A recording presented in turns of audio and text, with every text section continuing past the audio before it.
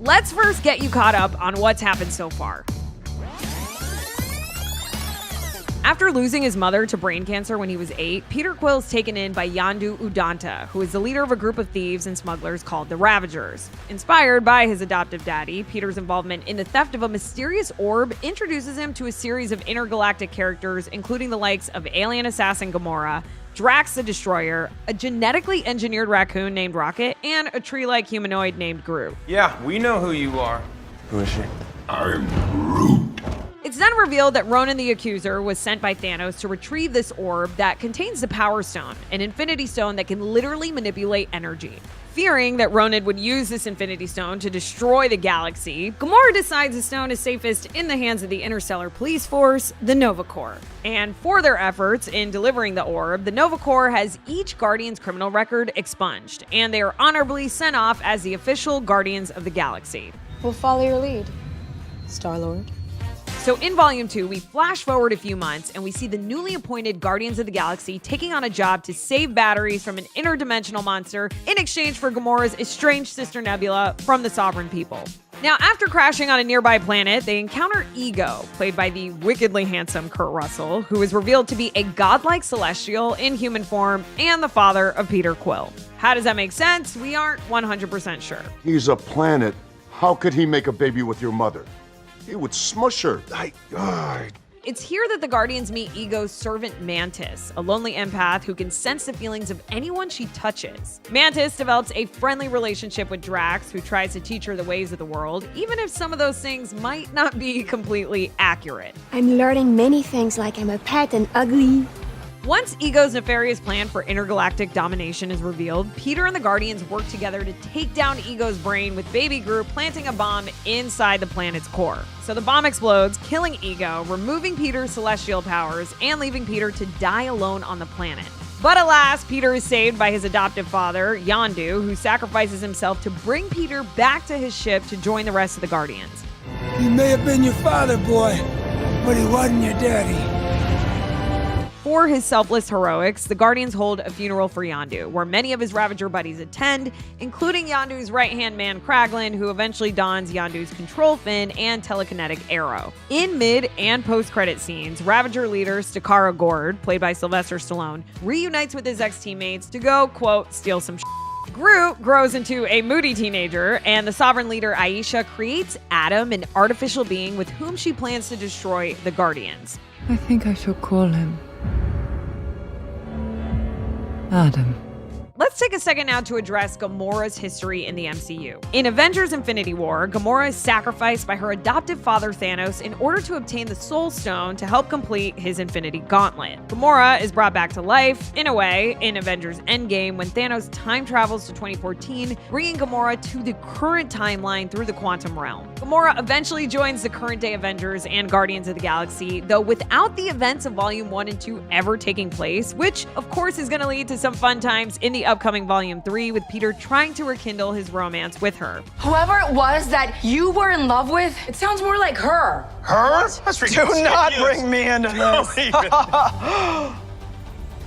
Knock it off! Now, the last time we saw the Guardians in action was in 2022's Thor: Love and Thunder, where they actually teamed up with the God of Thunder to protect innocent people across the galaxy. After feeling overwhelmed by the amount of distress calls, though, that they were receiving, Star-Lord decides that it's basically best if the Guardians split up from Thor to cover more ground, much to Thor's distress. But when Star-Lord gives Thor an inspiring pep talk about the joys of love and the sadness of losing the ones you love, Thor gives him his own ship and ventures off to save the people of New Asgard. You've grown too attached, damn it. I knew this would happen. You must go.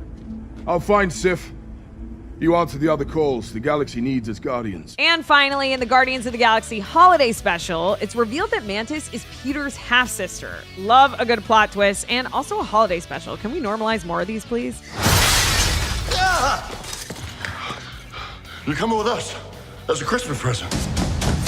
I hope you got all that, because now you are finally all caught up. You left out some important information, but that is the gist of it.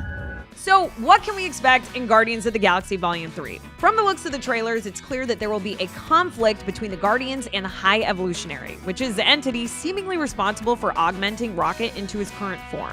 And if the trailers are anything to go by, his return is going to lead to Rocket finally reckoning with his past and encountering someone he left behind. He didn't want to make things perfect. He just hated things the way they are. Meanwhile, remember Aisha, who created Adam? So the egg featured in one of Volume 2's post-credit scenes will actually hatch in Volume 3, producing Adam Warlock, a character who nearly debuted in both Volume 2 and Infinity War. Warlock will be played by Will Poulter, and he may be on a simple revenge mission on behalf of the Sovereign people Peter and his gang screwed over at the beginning of Volume 2. You know, they told me you people were conceited douchebags. But that isn't true at all. But despite all of this looking like another fun Guardians adventure on paper, the trailers released for the film so far have hinted at this being a pretty grim conclusion to the series.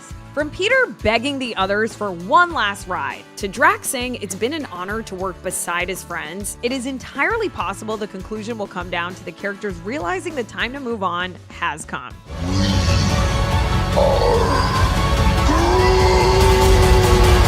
So, who can we expect to see in Volume 3? The returning cast includes Chris Pratt, Zoe Saldana, Dave Bautista, and Bradley Cooper, along with Vin Diesel as the voices of Rocket and Groot, respectively, and Karen Gillan returning as Nebula. Volume 2's Mantis, played by Pom Klementieff, and Elizabeth Debicki's Sovereign People leader, Aisha, return as well. Finally, last but not least, Sean Gunn is back as Kraglin, now wearing Yondu's techno mohawk and appearing more comfortable with his dead boss's Yaka arrow than he did in the end credits of Volume 2.